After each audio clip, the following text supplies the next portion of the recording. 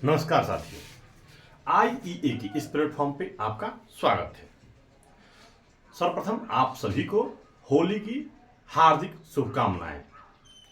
जो होली है ये आपस के वैर भाव को मिटाकर हंसी खुशी का पर्व है। आप लोग हर्षोल्लास के साथ मनाइए और अपने पढ़ाई को और बेहतर बनाइए। तो चलते हैं, आज हम लेके आए हैं आपके लिए जो हर साल परीक्षा में बार बार जो क्वेश्चन पूछ दिया करता है उसके बारे में आज थोड़ा देख लेते हैं कि लगभग बार बार जो क्वेश्चन पूछा जाता है वो किस प्रकार के क्वेश्चन पूछे जाते हैं। तो चलते हैं आज की क्लास की ओर। और विशेष खास बात यह है कि चूंकि अपना सब मिथिलांचल से छी तें कुछ जे छै ने प्रश्न के उत्तर हम मैथिली में देबाक सेहो प्रयास करब और अहाँ एकरा समझू बुझू आते बाद आगा बढ़ू। तो चलल जाए आइ के पहिलका क्वेश्चन के ओर। पहिल क्वेश्चन की कह रहा है, पहिल प्रश्न की कह रहा है तो जे कि बेर बेर परीक्षा में अहू बेर अगर अहाँ देखने होबै तो 2024 में परीक्षा में पूछल गेल छलिए जे प्रकाश के परावर्तन के कितने नियम है, प्रकाश के अपवर्तन के कितने नियम है, जे कि अगला पाठ में आगे पढ़े के भेटत। तो अभी जे पढ़ि रहल छी से प्रकाश के परावर्तन जे पाठ पढ़ि रहल छलिए प्रकाश का परावर्तन वही के लग चल रहल छी। ओहि चैप्टर में जे मुख्य क्वेश्चन सब अबै छै, प्रश्न सब अबै छै परीक्षा में, ओहि के एक बेर अहाँ जरूर देख लीजिए। तो चलल जाए पहिलका क्वेश्चन के ओर। पहला प्रश्न ई है, प्रकाश के परावर्तन के कितने नियम हैं? प्रकाश के परावर्तन के कितने नियम हैं? ठीक है, तो अहाँ अगर देखने होबे तो गौर करबे प्रकाश के परावर्तन के मुख्य रूप से दो नियम हैं। प्रकाश के परावर्तन के कितने नियम हैं? दो नियम हैं। पहला कौन सा नियम है? तो अगर आपने वीडियो नहीं देखा है तो प्रकाश के परावर्तन के नियम का प्लेलिस्ट में है, वहां से एक बार जरूर देख लें। प्रकाश के परावर्तन के दो नियम है, पहला आपतित किरण, दूसरा परावर्तित किरण तथा आपतन बिंदु पर खींचा गया लंब, तीनों एक ही समतल में होते हैं। ठीक है, आपतित किरण, परावर्तित किरण और आपतन बिंदु पर खींचा गया लंब तीनों एक ही समतल में होते हैं। आपतन कोण परावर्तन कोण के बराबर होता है। ये प्रकाश के परावर्तन के नियम है। कितने नियम है प्रकाश के परावर्तन के? मुख्य रूप से दो नियम है। ठीक है, क्या नियम है? दो नियम है। कौन कौन से हैं? आपतित किरण, परावर्तित किरण तथा आपतन बिंदु पर खींचा गया लंब तीनों एक ही समतल में होते हैं। आपतन कोण परावर्तन कोण के बराबर होता है। अब दूसरे क्वेश्चन पे आते हैं। आप गौर कीजिएगा कि गोलीय दर्पण में फोकस दूरी f और वक्रता त्रिज्या r में क्या संबंध होता है? गोलीय दर्पण में फोकस दूरी f, जिसको हम किससे डिनोट करते हैं? f से। तो f बराबर क्या होता है? तो जाहिर सी बात है f बराबर फॉर्मूला बताए थे, f बराबर r/2 होता है। f बराबर क्या होता है? r/2, अर्थात फोकस दूरी जो है वक्रता त्रिज्या की आधी होती है। फोकस दूरी क्या होती है? वक्रता त्रिज्या की आधी होती है, या मतलब वक्रता त्रिज्या फोकस दूरी की क्या होती है? दूनी होती है। अर्थात या r बराबर क्या होता है? 2f। r बराबर क्या होता है? 2f होता है। ठीक है, आप इसको देख लिए।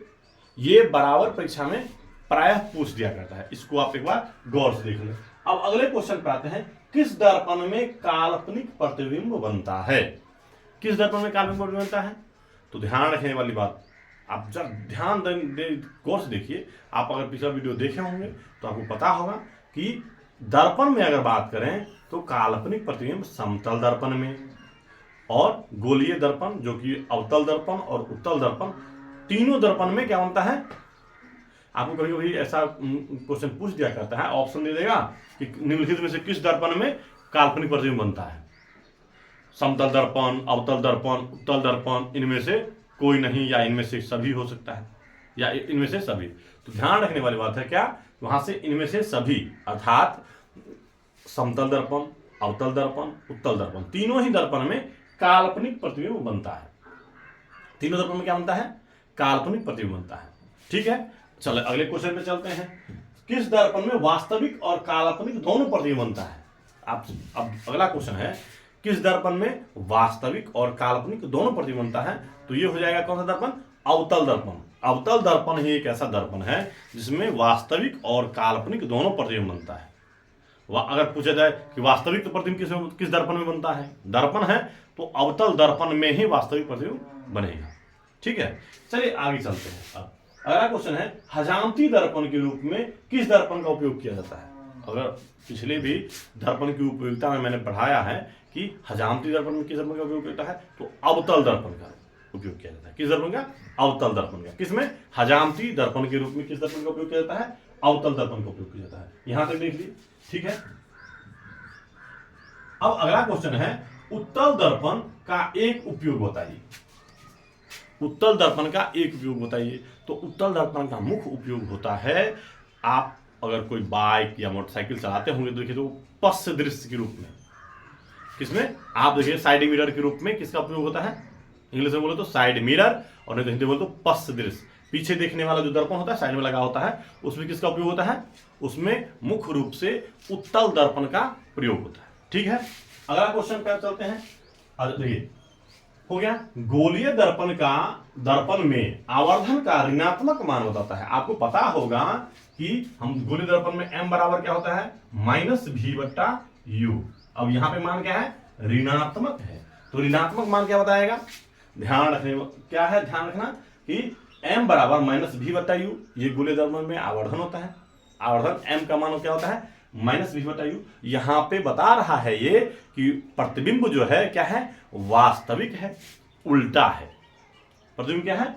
वास्तविक और उल्टा है। जो प्रतिबिंब वास्तविक बनेगा वो तो उल्टा होवे करेगा, इतना ध्यान रखना है।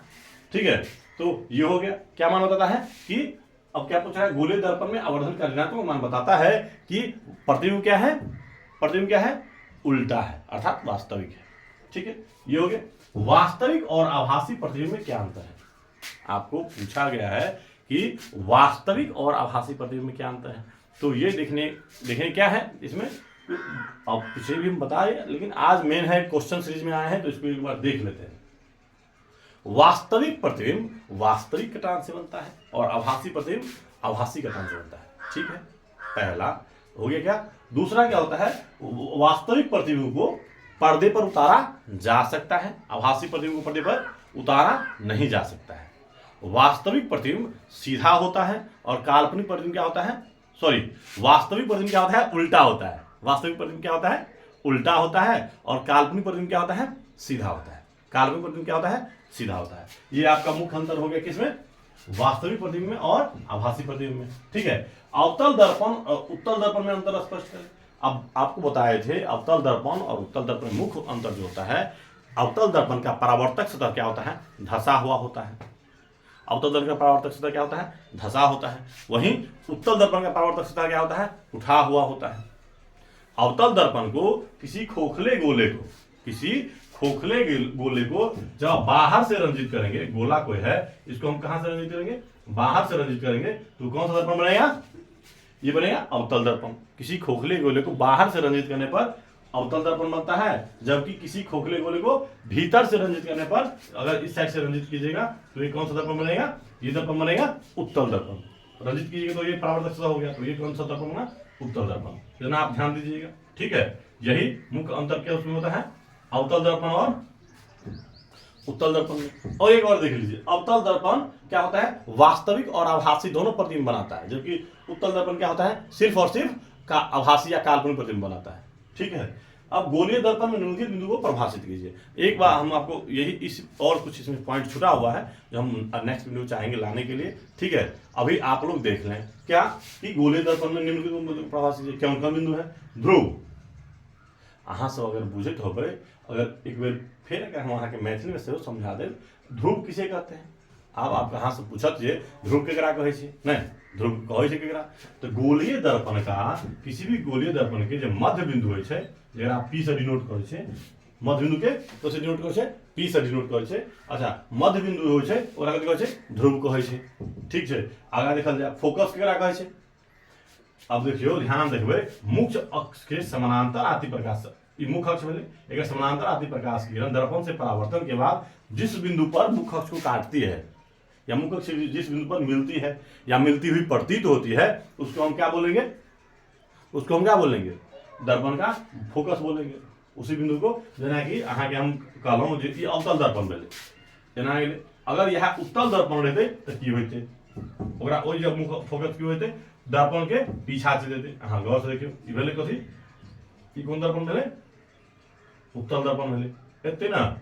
तो ई तो आती हुई प्रतीत होते, लेकिन इहो पाछो जाए जब प्रतीत होते, बुझलिए बात। तो ई यहाँ के हो जाए मुख फोकस हो जाए अंदर के तरफ, ठीक है। चलो आगे चले छी।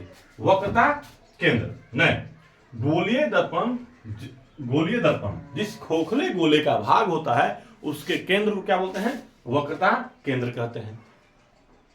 गोलीय दर्पण जिस खोखले गोले का भाग होता है उसके केंद्र को क्या बोलते हैं? वक्रता केंद्र कहते हैं। अगला है मुख अक्ष। मुख अक्ष किसे कहते हैं? मुख अक्ष क्या कहै छै? तो मुख अक्ष कहै छै, आप देखो वक्रता केंद्र ना, वक्रता केंद्र के ध्रुव से मिलवा वाला रेखा जे छै, वक्रता केंद्र को ध्रुव से मिलाने वाली रेखा को क्या बोलेंगे हम? मुख अक्ष बोलेंगे। और फोकस दूरी क्या होता है? अब वही फोकस से ध्रुव को मिलाने वाली दूरी को, या फोकस से ध्रुव की दूरी को क्या बोलते हैं? फोकस दूरी। फोकस दूरी को क्या बोलते हैं? फोकस और ध्रुव के बीच की दूरी को क्या बोलते हैं? फोकस दूरी। ठीक है, ये अहाँ बुझ गेलिए। अते में कोनो अगर डाउट हुए तो अहाँ हमरा से पूछ सकै छी। एहि चैप्टर के लगभग क्वेश्चन हम कवर करा देली। कुछ जे छै परिभाषा अगर छूट रहल छै तो ओकरा हम नेक्स्ट वीडियो में कवर करब, बहुत जल्दी लऽ के आयब। और अगला पार्ट बस अगला वीडियो में हम अगला पार्ट से शुरू कर जा रहा छी। तैं अपने सब वीडियो के देखू और आनंद लिया। धन्यवाद और कुछ सीखने के प्रयास करूँ।